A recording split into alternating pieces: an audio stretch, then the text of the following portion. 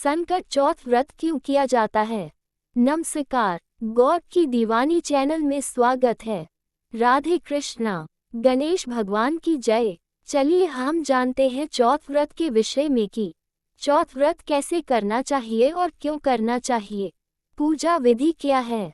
सकट चौथ व्रत में किसकी पूजा होती है? पंचांग के अनुसार सकट चौथ की तिथि 17 जनवरी को सुबह 4:05 पर आरंभ होगी।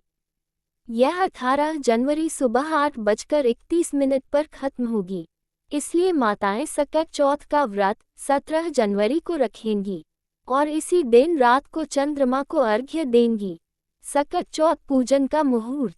पंचांग के मुताबिक सकट चौथ के पूजन के लिए पहला मुहूर्त सुबह 5:28 से शुरू होकर 6:21 तक रहेगा।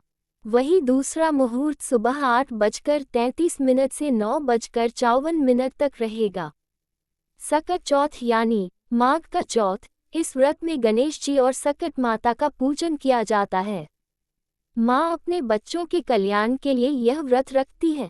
इस दिन गणेश जी की पूजा की जाती है और रात के समय में जब चंद्रोदय होता है तब चंद्रमा को अर्घ्य दिया जाता है। इसके बाद व्रत संपन्न होता है। यह व्रत बच्चों की लंबी उम्र और उनकी सलामती के लिए किया जाता है। माघ चौथ व्रत का महत्व। 1. संतान सुख। इस दिन का व्रत संतान सुख की प्राप्ति के लिए किया जाता है। 2. रक्षात्मक उपाय। यह व्रत जीवन में आने वाली परेशानियों से बचाव करने के लिए भी प्रभावी माना जाता है। 3. गणेश पूजा। गणेश जी की पूजा से विघ्नों का नाश होता है और जीवन में सुख समृद्धि आती है। सकट चौथ की पूजा विधि। चौथ के दिन ब्रह्म मुहूर्त में उठना चाहिए। स्नान करके साफ सुथरी वस्त्र धारण करने चाहिए।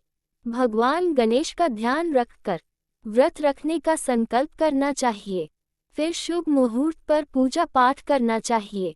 चौकी पर लाल कपड़ा बिछाकर गणेश व सकट माता को स्थापित करना चाहिए। इस दिन घी का दीपक जलाना चाहिए।